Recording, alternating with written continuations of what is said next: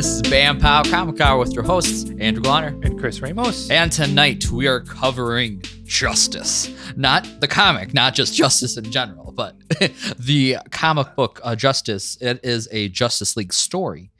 And so this is written, this is a DC Comics story. Came out around like the 2005 era.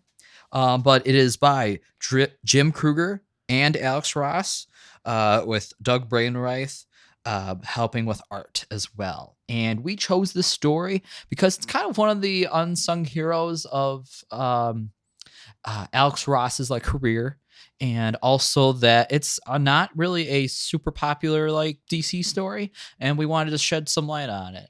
It's probably one of the more recognizable like images as far as what Alex Ross uses in his portfolio. And what you see a lot of times there'll be stills taken out of this or pages, referenced, and you don't realize it's part of a larger whole story. Right, exactly. Huge, the art is very iconic. The imagery is like stunning. You could see it from a mile away.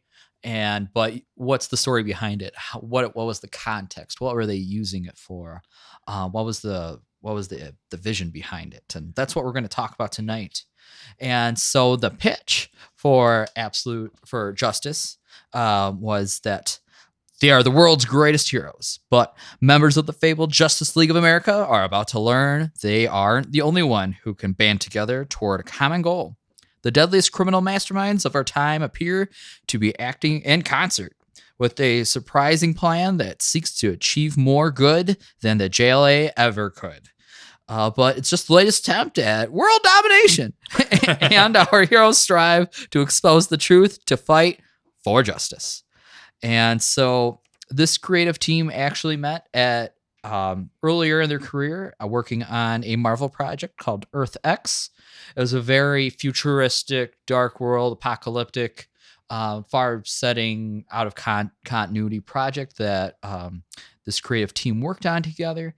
And afterwards, Jim Kruger and Alex Ross were like, hey, it'd be fun to work on a DC project because, both him and Ross, they kind of went back and forth between both industries and said, hey, we could do a DC story. And Jim Kruger approached Alex Ross about it. Really told them like, dude, you can pitch the hell of this project. We should do this, let's really sell it up. And I guess that was one of the things he worked on, especially he has like a copyright background, is really pitching the idea towards somebody and really has strength. So when he pitched to DC, they're like, yeah, let's do it. Well, and it's kind of neat too, because a lot of these stories that Alex Ross works on, they're like not small stories. No, they're not. And they don't usually just have one character. He's like, I want all of them. I want the whole sandbox, and I want to put together whatever story I want.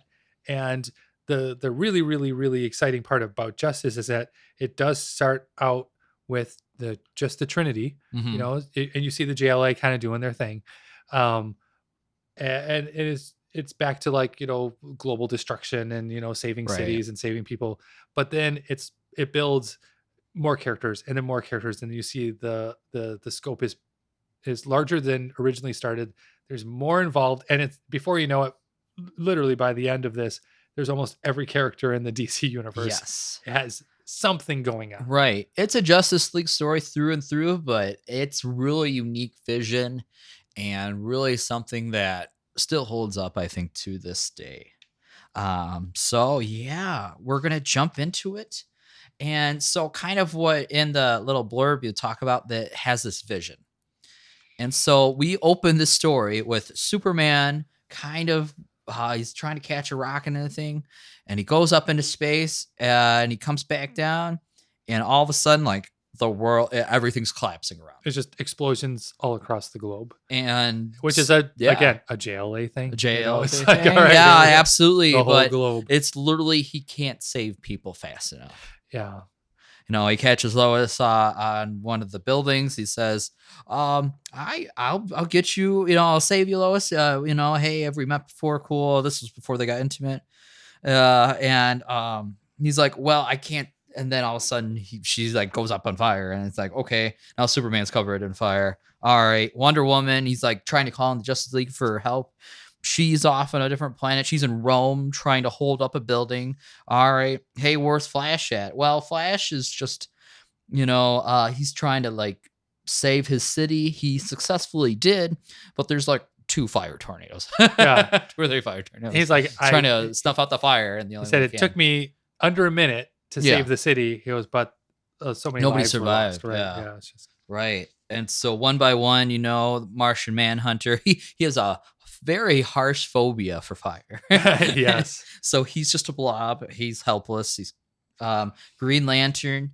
He's probably the one that's the most successful, but he again has he can't save it fast enough. And then Superman's just kind of the seas are boiling with Aquaman, and he just feels like powerless and overwhelmed. And he's like, oh, so this is how it ends. This is his apocalypse kind of staring in on around him.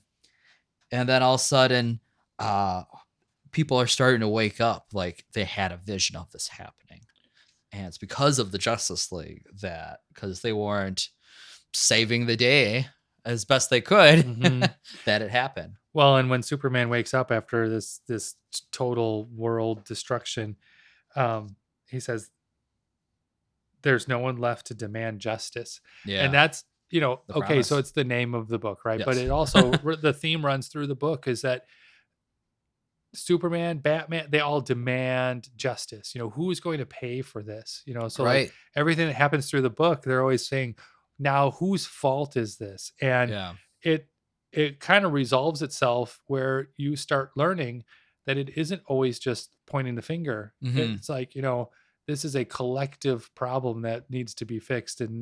And sometimes you see in comics, they literally always have like a sort of a figure that you can just blame the whole issue on. Sure. Like, aha, we found it. We found the one thing, the catalyst, and that's what it is. And now that's the issue, and we fixed it. Right.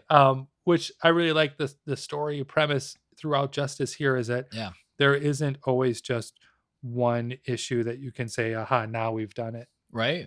That's kind of cool. Yeah. And that's a really cool way for like the book to, I love stories that kind of, they bring you to this big wide vision of here's this apocalypse happening around it. How did we get here? I always love when stories start like that, because you're like, whoa, how do we get this? We're really sideways right now. Dial it back a little bit. Right. And so we kind of get introduced to the cast. And especially like as we start seeing like the difference between like some of the heroes and the classic villains come around, like what's Aquaman starting out with. He's in his kingdom with Mera, kind of living the happy family life, but he's like, okay, cool. And then we get to like Captain Cold. Well, Captain Cold's kind of weird. Why is he in the middle of a desert? Yeah. Well, turns out he's going to use his freeze gun. If you've seen like The Flash or anything, total classic, still like has that really like Starky punk guy. Uses freeze gun to create a mountain of ice. So, but he's in the middle of the desert, so it's going to melt. So that's his like reasoning. It's like, why is he doing this? So he can like literally bring water to the desert. Well, and part of that too is everyone has their own piece that's going on. So they show them all scattered into their own regular lives. Yeah. So it's like no one, whether you're hero or villain, you don't really have a regular life. You're just sort of moving into the next issue. Right. So they have this problem that's always happening, and everyone's like, well, I can see Aquaman enjoying the quiet moment, right? So not just to move the story along, but also just to realize that there's these are figureheads in the superhero community for a reason.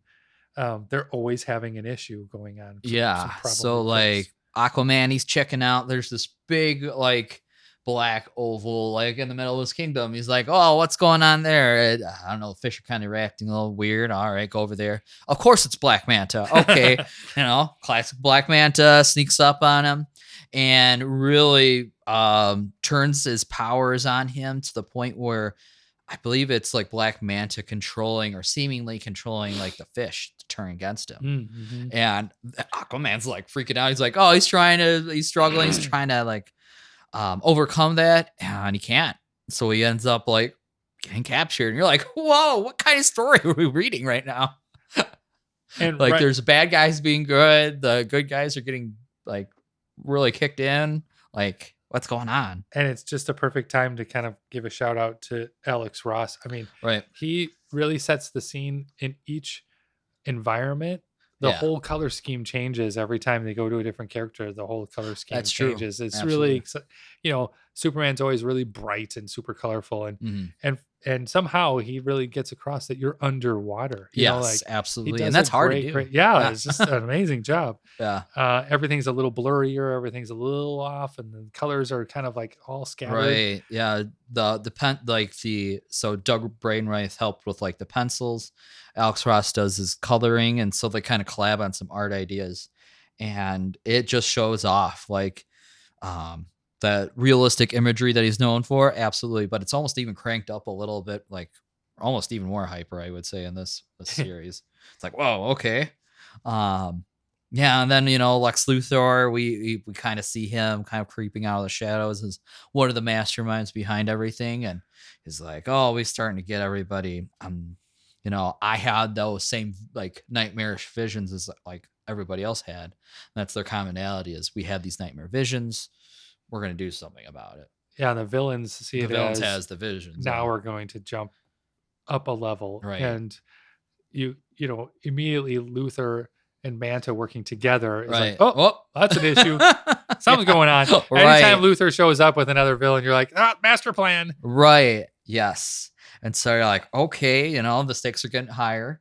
And as we're going, this one of the inspirations for this was one of the classic superhero shows of like the 60s. Super Friends. The Super Friends, the DC Super Friends.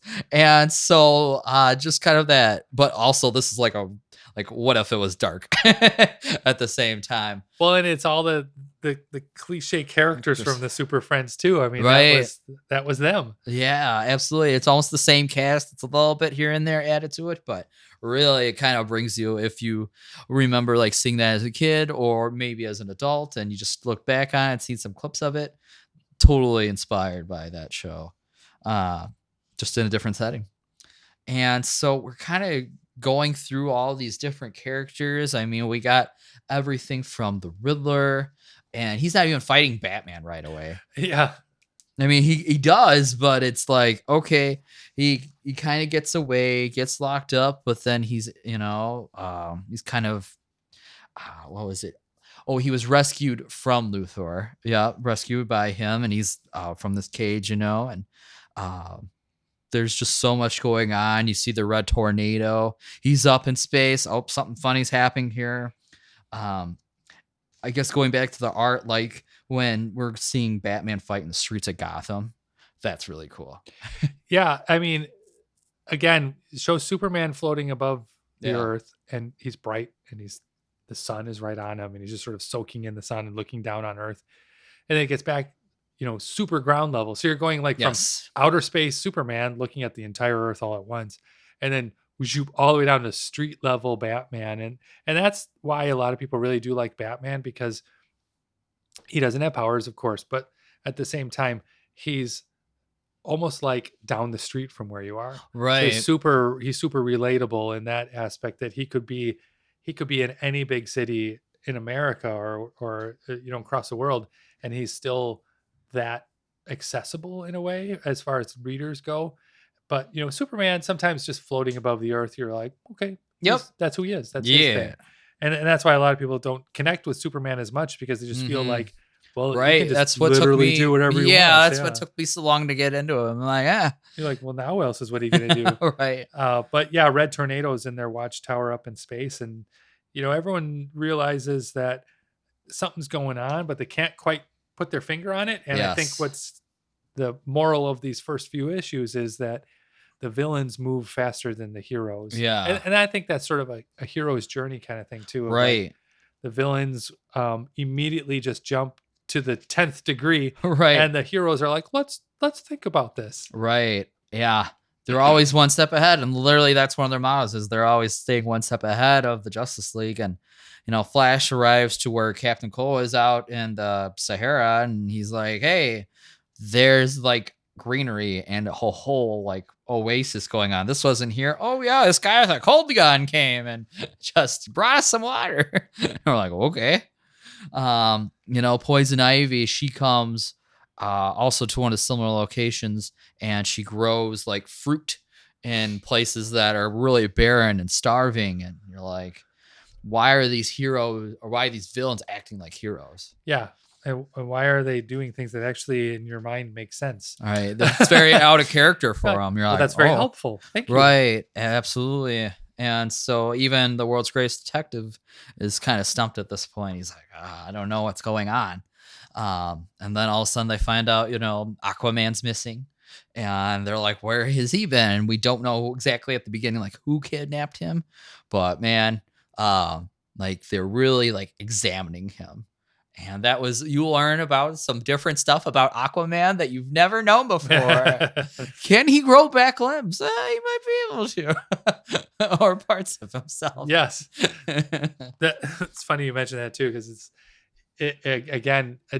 every time you get a few pages in, it feels like they ramp it up one more and then ramp it up one more. And right. So the stakes are growing quickly. And you're not even like a tenth of the way through the book, Right. This is quick. Like issue 2. So, when this came out, I remember a lot of the artwork as part of like marketing plans and things too. Yeah. And people were like stunned by Alex Ross's artwork first. And then they were like, so what is the story? Who is Justice? Is it the Justice League, or is it like villains getting justice? Is it a metaphor? Yeah. Like, what does it even mean? And why would you just name it that one word? So right. There was a little ambiguity to it that everyone really wanted to learn about. And I think that kind of helped, where you're not like putting together a movie trailer on it and ruining everything. Although I will say, like, kind of looking back after reading this could be a great like cinematic movie. Like, I surprised they haven't turned it into at least one of the animated ones. Yeah, right. I could see that. Easy to do. I mean, it's very, the scope is huge, but there's a way to do it. Well, I mean, and as far as a cinematic thing, I think what makes it immediately cinematic is that you have so many characters. Right. I think that would really help. And the pacing was good too. Mm-hmm, mm-hmm. Like there's always something happen. Somebody's moving in the shadows. Somebody's out in the front and they're getting totally surprised. It's a little cliche, kind of just based on the stories that we have today, but think of it like 2005 when this was coming out, 2005, 2007. There wasn't really much like it at the time. So that was really interesting to see. Also like different villain and hero interactions too. Yeah. And when they really start crossing over, that's what's most exciting. Yes. I always liked stories where, Batman was fighting Luthor and Superman was fighting the Joker. And right. They just started flipping the stigmas a little bit and kind of rewriting the script. Yeah. I mean, that's what was one of the favorite parts about like the Justice League anime cartoons. Yeah. Like, those excelled so well and just their stories were unbelievable. So it kind of brings some of those memories back as well. But yeah, at first it's kind of like this kind of clashing. And then it starts being a little mystery of like, okay, well, seriously, Aquaman's been missing for like a month. We gotta go find him, put some urgency on it. And so Martian Manhunter kind of takes claim. He tries to help out because he's the Manhunter. So he has all the like super strength of Superman, but he's an alien. And so he kind of thinks it differently than everyone else. Very investigative as Batman. He has all the right, characteristics and powers, and he can kind of be transparent and go through objects and stuff. So he can get around pretty good. He just hates fire. I always thought Martian Manhunter was just such a, like, I think he was a really good idea in the 50s and 60s or whatever, but I don't know if they translated him very well. I do like him as a character because he's sort of a combination of many things, and but he's still like really a goodly being, so he's always making the right choices, so to speak. And I like how they write him in. He has a very good voice for him. Yes. And he has his own agenda usually. So he's kind of like outside of the normal story. He's a little more independent than I wonder others. if he's sort of our reader, like he's the in. And so he's of all of them. I don't know. Sure. Yeah. I would see that. maybe that or Superman if we're trying to pick like the reader point of view. Yeah, well, especially in this. Yeah. Because Superman is just as clueless as going on as everybody else. Right. Yeah. Then we got to see some classic like clashes with like Wonder Woman and Cheetah. But we find out like Cheetah kind of gave it up for a little bit, but then she found a reason to come back. So there's this whole contention about that. And she gets new powers and like she can actually like curse people when she scratches them. That's a whole thing. Yeah. Like, oh, wow. Okay. We went to the extreme. And then it kind of comes back to Brainiac. And what is Brainiac doing? Oh, Brainiac. I think Brainiac is a great character. Yes. I think that he sort of elevates the stories. Yeah, because there's Luthor level where that's pretty big when you can rally a team together. Yeah. But then when you know that Brainiac is like even above that, and he's like pulling everyone in and tying everything, really setting the plan of the president, like, oh yeah. You learn that if Brainiac is there, then there's only 10 more levels that this story can grow.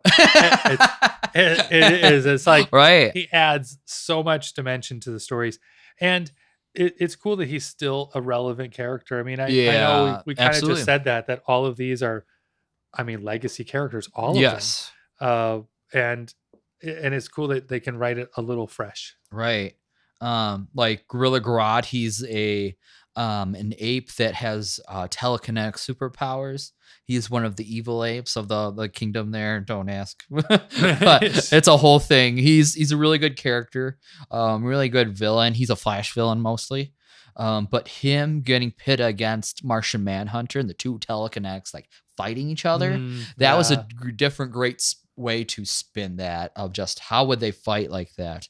Gorilla Grodd's going to dominate in the beginning, but then Martian Manhunter's he needs a little help, but he'll bind his way to get back. But that was just a very unique pairing. I like that. And all the villains seemed like they really had the story to get, like they knew their role right away. And everyone else is just sort of still figuring it out. They still gotta like look into it. Right. Poor Red Tornado lost his head. Yeah. Gets taken over. Like, oh man. What story was that where Red Tornado was the main character and was that the identity crisis or something like that? That could have been. Yeah. Where he always getting hacked. Yeah. He's always getting picked on. Poor guy. Yeah.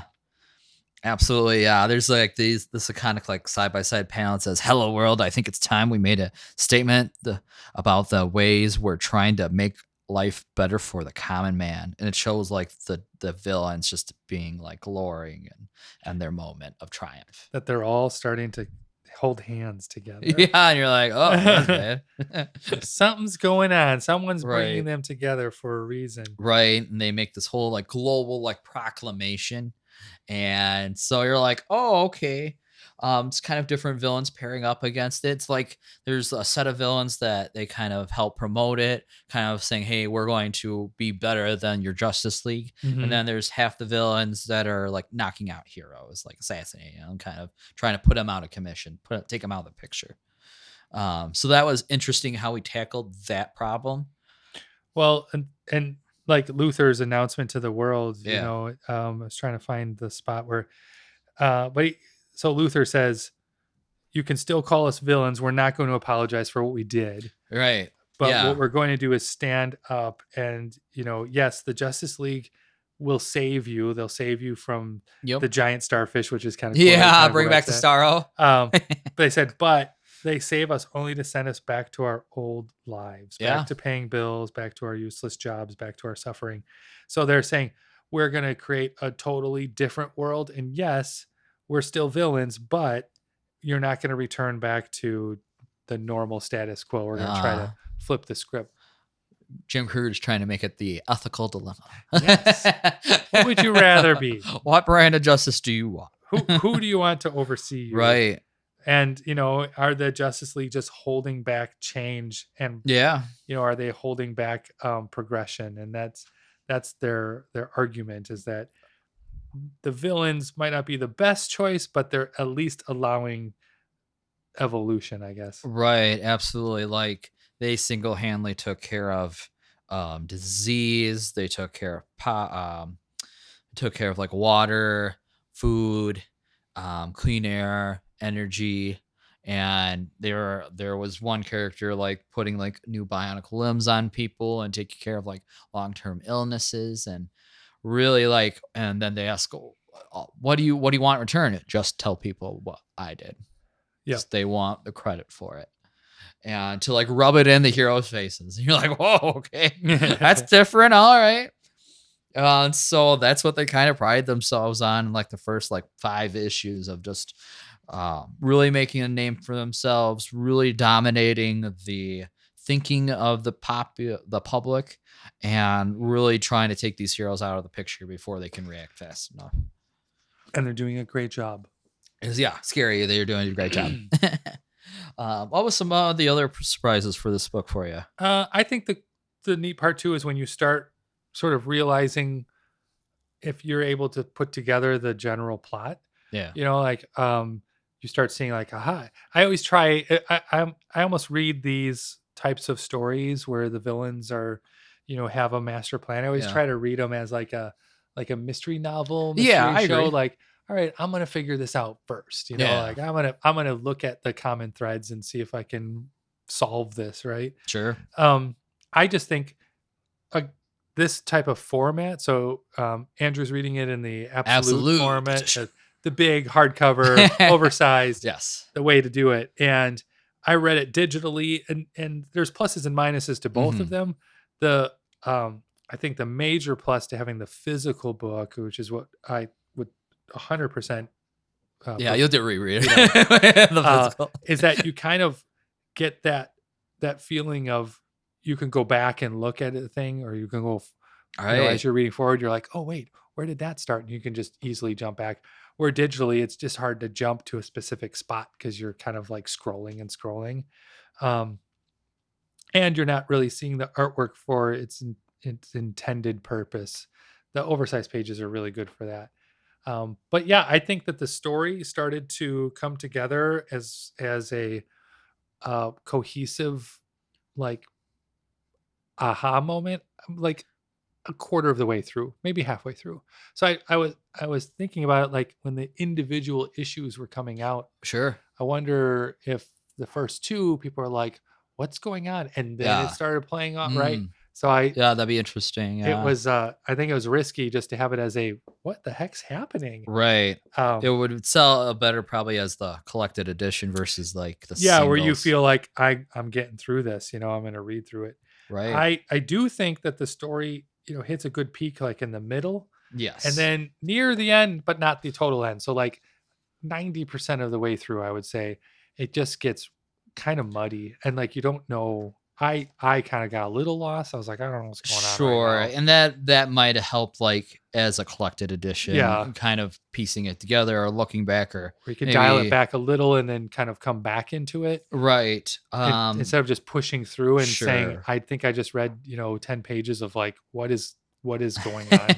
Sure. I read it I think I read it the first 5, and then it took a little time in between, like that came back to the next day and read probably the next 2 issues, and then finished like 8 through 12. Because there's 12 total. So, it's a 12 issue series. So I probably got to digest it maybe a little bit better. It did read fast. I will say it did. Yeah. Decent pacing, what I thought. But again, when all of a sudden, I guess the heroes are trying to rally together, save each other, and also because they almost have to do like 2 plans. They have to do like the critical save all of our heroes, and then go do the final battle, and then finish the boss.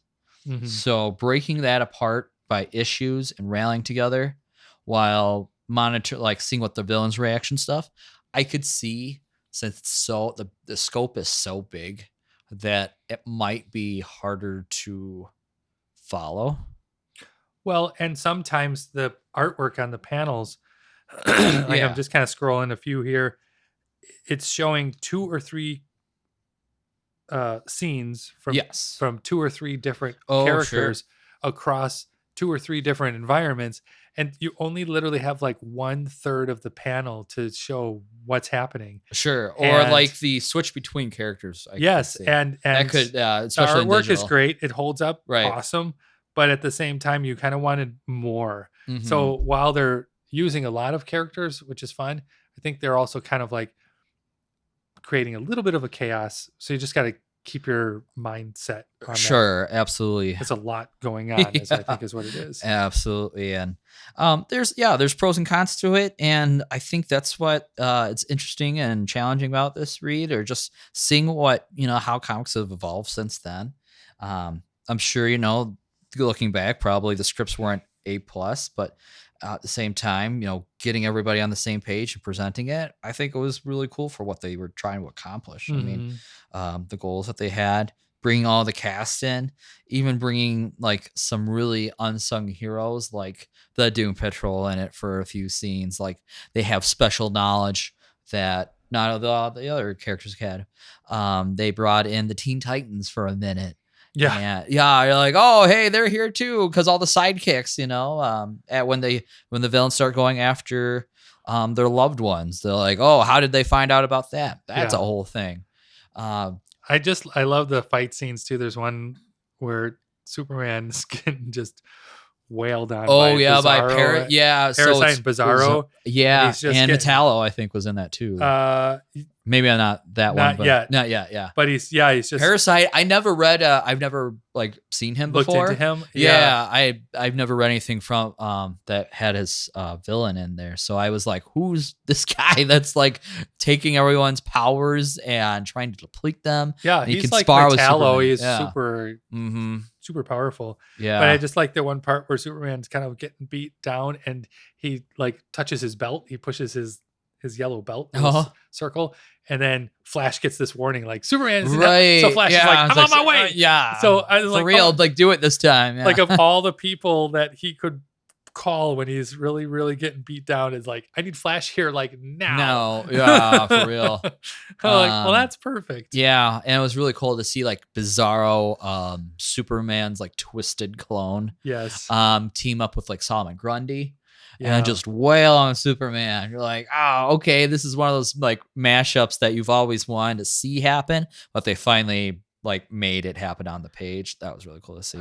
I wonder the script too, getting this together as far as like how can you accurately portray this. Right. Alex Ross was a great choice. Yeah. Oh, for sure. Because his characters are immediately recognizable. I mean, each one looks a little different already, but like on the page, he's just really good at solidifying their limitations. Absolutely. He's always been good at that. Yeah. Like, yes, Flash runs fast, but like what would Green Arrow do? Like why is he there? And so he just really looks at the characters. Sure. And that's a little bit of the writing too, I think. But it's also just like drawing them not doing things out of character. Right. Yes. I think Jim Kruger finally, he came with just a great voice for each character. Even though there's a huge cast, like, okay, what would Green Arrow and Black Canary do? They're street level heroes, kind of like Batman, but they're a little bit more, they have a little more freedom to them, a little more feisty. They're a couple, like that's a different dynamic than what Batman's doing. What can we show that's different than Batman? Okay, cool. One of the controversial choices I'm interested to hear your take on is the use of Joker in this book. Yeah. So Joker gets used about 1%, maybe 2%. And that's kind of a breath of fresh air, because mostly Joker dominates any like DC story, a majority. So bringing him into this book is just kind of like a chaotic voice of just like, when are you going to tap me in? When are you going to tap me in? You're not. Whoa. Okay. That's weird. Okay, Luthor, I'm watching you. You and Brainiac, you're cooking up something. I think with this story, they wanted to show what would happen. It's sort of like Spider-Man and his villains, like the Sinister Six. What if they all really got together and they all attacked at the same time? Like, how could he possibly fend off all 6 of them? And I think with this one, it's like these are the more intelligent powerhouses. Yes. And they're putting together an actual, like, legit plan that really could work, right? Where Joker, on one end, he doesn't like joining teams. No, ever. right. He's always alone. Yeah. And number 2, he doesn't make alliances that have a plan. He just wants to, he doesn't care who it is. He just wants to mess it up just to watch the world burn, right? Right. Yep. And could set up better myself. I don't know if the writers just didn't want to mess with, like, what would Joker do in this situation? Yeah. But I think they also, just like all of the heroes in this book, I think they were really pulling some, like, characters that are usually on the sidelines and saying, this is what they can do, and this is why they're part of the Justice League. Right. Because they have a certain skill set, and in certain instances, they need it. You know? Right. And say, like, Ralph Dibny and Ralph Dibny and Plastic Man. Oh my gosh, like them talking to each other because they both have the same power. And they're like, but they're just they come from a different perspective. They compete a little, just like that part of it. That was hilarious. I think it's really well done as far as, like, who is needed at this moment. Right. And if you're not needed, then we're going to put you on a side story that will pull you up later. But, like, there's so many moments where they were building to a truly cinematic spot. Yeah. Like, oh, when's he coming? When's he coming? And like, Shazam! And like, right. Like, Green Lantern, like that was really cool when Superman wasn't. It's not that he wasn't powerful enough. It's just there is only one Superman. When he gets knocked out or put on the sidelines for a little bit, who is powerful enough to be his equal or overcome challenges that Superman isn't able to handle? Shazam. Yeah. Captain Marvel. However you want to call it. Billy Batson. And they built it up so well. Like, there's just like a clap of thunder. And, in Marvel, when you see thunder, you're like, oh, here comes Thor. Yeah. But in DC, when you see thunder, I'm sorry, lightning, lightning, you're like, that's Shazam. Right. Like, here it comes. Yeah. I thought Shazam that was pretty brilliant to bring him in. And just they really pushed him and to be one of, like, the co-main voices of the story. Like, I think Alex Ross, like, loves him as a character. Him and Jim Kruger. And Green Lantern. Yeah, him and Green Lantern. I mean, they're like, we're gonna build both these guys up. This is gonna be their book, which is great. They haven't had the spotlight in a long time. No, right. And even though they give Green Lantern, like, first they, like, shut him out of the story because they realize how powerful he could be. So when they pick the right moment for him to come back. And they have to go through, like, all these incredible, like, hoops to get to him. Yes. Because he's locked out. But once they get him and he's brought back in the spotlight, that's, like, getting him and Shazam on, like, active. That turns the tide for the heroes. Well, I mean, Green Lantern's power isn't, like, broken, but it's definitely how powerful does the writer want to make him? Yeah.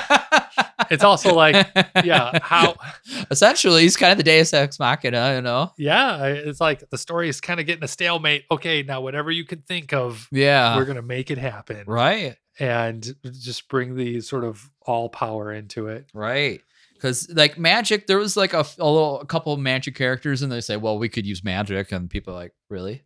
Yeah, we're gonna do it. But so Zatanna, Phantom Stranger get called in, and you're like, okay, yep, that's magic. All right, we'll take that for a little bit. But they use magic sparingly in this book. They don't use it as a crutch. That's true. Yeah, they're not like, pulling a whole Constantine thing out of it, or right. They're kind of like, these are characters that are also there. It's part of DC.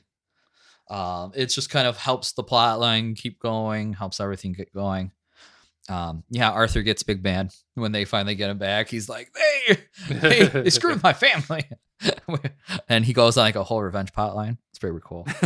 Hey, you don't get to see you don't get to see Aquaman really be on the forefront, really getting going until like Jeff Johns like wrote him. So it was cool to see him, get fired up and say, all right, call to action. Let's get some different brands of justice. That was his justice for his family and things like that. So absolutely.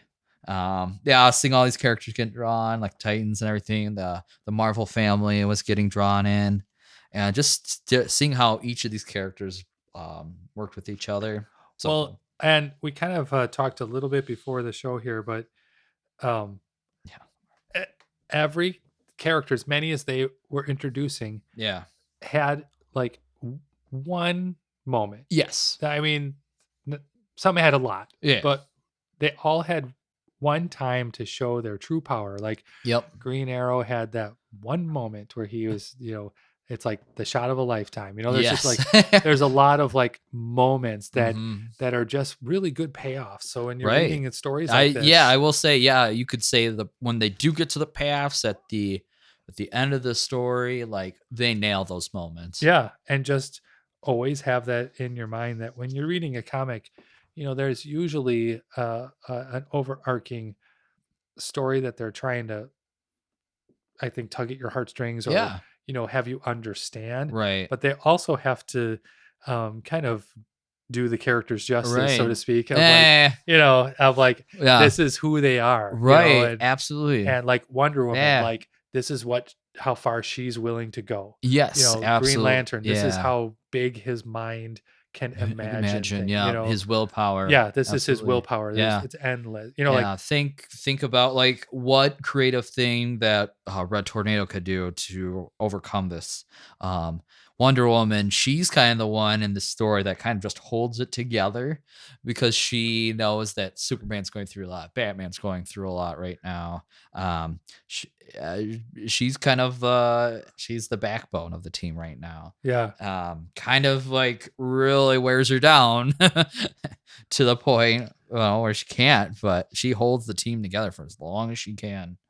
Well, and she was sent to do exactly that, to like protect humanity. Wonder Woman is to no matter what, and she fell in love with humans enough to say, this, how far can you take that? What's the distance you're willing to go? And the ultimate plans with like Brainiac that he cooked up with Lex Luthor and the Legion of Doom. I thought that was a really unique plan, like how far they're willing to push the utopia. The utopia and justice thing. I won't reveal all of that. But man, I was like, wow, okay, you were going like leaps and bounds where I thought that was going to go. But okay, I could kind of see if you're going like ultimate justice, ultimate utopia feeling, that's a really cool place to take it. And just a unique vision that Jim Kruger and the creative team put together. And then you got like more iconic moments and everything. And it was really cool. And you even got to bring like the villains from Captain Marvel or Shazam into the fold. Then they got to put their little crease in the plan. And it is funny too. Like every time Black Adam and Shazam fight, they're trying to get the other one to just say Shazam. Just say it. Just say it. They're like choking each other. Just say the word. Right. They both know that that's their crutch, right? Yeah. And it can be used in a good effect at certain points, but they're just trying to get each other back to their human state because ramped up with all of their powers, they're pretty unstoppable. Right. It's a lot. Yeah. And that, I don't know, I think that's a thing DC has juggled pretty well, is that they've overpowered a lot of their characters. Yeah, compared to Marvel. Yeah. And I just wonder if they were ever to kind of dial it back, would that make sense? But I think people want to see more relatable stories and sort of underpowered and I think, a little. Yeah, you could say that's with modern storytelling, I think, for DC now. Yeah, they're getting more into just the character of regular sized things. Right. Green Arrow kind of going on more street level adventures. Green Lantern being like the space cop. Really honing in on that and building out those character lines versus like the world's always exploding. Or how much can we test Superman in different ways than they did in the mid 2000s, the early days of Superman. Like, what can we challenge him with that he hasn't been through before? Batman. Well, he's got a family. Yeah. Well, the Bat family. Okay. Well, now he has marital problems. If that, yeah. So I think it is kind of cool if you look at it from storytelling today versus this comes out in 2005 and what they were thinking of a story then. I mean, 20 years ago, right? Right. So, yeah, nearly 20 years ago. yeah. It's a totally different mentality. Absolutely. That's kind of cool to think about it that way. So who was probably your favorite character in this book then? Oh man, that's tough. Oh, good. Don't say Doom Patrol. I know you like Doom Patrol. I do, because I read the Grant Morrison omnibus and I read the Rachel Park, and you paid your dues. I did. I went through that. So when I seen him pop up and I was like, hey, the Doom Patrol is here. I love it. I fought through everything to read it. I would say Green Lantern's got some cool dialogue when he realizes like he's all by himself, and I won't reveal why, but he's like, I'm locked away. How am I going to go live on? That's some kind of cool narration that you don't see from Green Lantern too often. And then Martian Manhunter has some really cool when he has to be the detective, just different perspective. Flash didn't really get too much like time to shine. He was just kind of like the problem solver. Yeah, I wonder again if Flash got sort of caught into a writing corner. Yeah, so to speak, I think so. Of like where they don't want things fixed right away. They want to build. Right. It was cool to see, what Hawkman and Hawkgirl, they're dealing with like Toyman. That's a cool pairing because you don't see that too often. Well, and even like Toyman, again, great example. Mm-hmm. He did a lot of he had a lot of progress. He was one of the other like really big villains that had their great time to shine, that really put the plan together. Like, wow, okay, he's really dangerous right now. And I haven't read that too many of his storylines, a little bit here and there, but not too much. I also think because there was like Batman Rise of the Batman, remember? That so like Clayface had a huge part in that. Yes. And I just love when he had a moment. Characters. They take characters of the stories that everyone thinks are really straightforward, and then they're like, hey, what if this was their driving motion, or what if this was the storyline that they had another motive to care about other than just robbing banks or whatever, right? So they're at least trying to evolve their villains. I think that's a really good way to pull it all together. But otherwise, I think this book was awesome for people to kind of reintroduce yourself to a lot of the DC characters that you don't really think about. Yes. And then drawn, of course, in Alex Ross's style, you get a real like fanboy, payoff to these, and even to Joker, like you said, he does appear, but he's actually well written when he does. And he does things that are right on point and right in character. You don't feel like he's just thrown in. You think like this is exactly what Joker would be doing in this situation. A lot of great Easter eggs, a lot of great character moments and this is an out of continuity story. It doesn't affect anything. DC's really good for that. It doesn't have to be a part of the crisis events. Doesn't have to affect every character. But if we can just tell a graphic novel's worth of a story that's really well done, they excel that way better, I think, than Marvel ever did. So this, I think, was a year's worth of, like, I'm sure it was probably a monthly. I mean, this came out from like monthly, like 2005 to 2007, roughly. So it was wrapped out, and then they started out putting the collected editions after that. This comes out in 2009. The Absolute Justice. Yeah. So I believe they're going to start reprinting these editions, because it was like Alex Ross had the big three of like Kingdom Come, and then they had this one, Justice. Oh, and then The World's Greatest Heroes. Oh, right. The World's Greatest Heroes just got announced a reprint. So that's coming for the Absolute Edition. Kingdom Come has almost always been in print. So that's really accessible. This one I think is on that list of like, hey, their collected editions department at DC is starting to get better about getting things back reprinted, which is awesome because this is a little harder to book for Absolute Justice to get right now. There is a deluxe edition that is a little bit more affordable, or you can also get it as a digital on Hoopla and Comixology. And I think they have it in trades too, you know. But yeah. If you're looking to collect it in a hardcover, there's the deluxe edition. Yeah, few choices there. Right, absolutely. But I think there's hope for it to get reprinted. It is a Alex Ross, you know, Jim Kruger. He's well known, and just to get this edition back into the hands of the people and more accessible to people and affordable. Bring it back to the fans. Yes, absolutely. But before we wrap this up, you know, talking about different collected editions, you know, what's special about this Absolute? It is taller than an omnibus. That's one of the highlights of an Absolute edition, as well as similar to an Omni, it does have some of the bonus content with all the pencils, their methodologies, some of the character concepts. It actually has bios for each character, which was really cool to see. Even like the classic ones, or maybe the ones that you don't know much about, like the Atom or Cheetah or Parasite or Metallo, things like that you might not see all the time. Just having that little quick recap. Especially like if you think about from like the writer's perspective, your artist, your penciler, everybody who worked on this is like, that's like your character Bible too. So really cool there.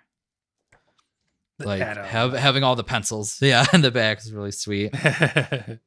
Clayface. Oh yeah, absolutely. Super cool. And then the weird thing about this collected edition, or this Absolute edition even, is that it had a dust jacket with the slipcase. So usually they have no slipcase or no dust jacket at them. Oh yeah, so that was kind of unusual when I got this first time. I'm like, oh, that's weird. But it makes for a kind of a cool piece of like collected edition history. It's like, hey, they tried it once. They didn't really want to keep doing it. I think the World's Greatest Heroes, that has a dust jacket but no slipcase. So it's interesting to see, like, or vice versa. But it's interesting how the Absolute editions have kind of evolved in the collected edition world. Or maybe it's not evolving, them just like doing whatever they want. Or doing whatever they want, because that was a thing C. That's a DC thing. Yeah. No, we're just going to change it as it goes so that the line doesn't match up. Oh, dun, dun, dun. That's a story for another day. But really great story. We recommend you checking it out. Let us know your thoughts and opinions in our episode comments on socials and things like that. We'll be seeing that soon. And who knows, we might do some of the other stories like Kingdom Come or World's Greatest Heroes in the future. The world may never know. Dun, dun, dun. Done. Now it's time for the Super Friends to fly away as they save the world from the Legion of Doom. Goodbye, Super Friends. And that's been another great episode of Bam Pow Comic Hour. This is Andrew Glonner and Chris Ramos signing off.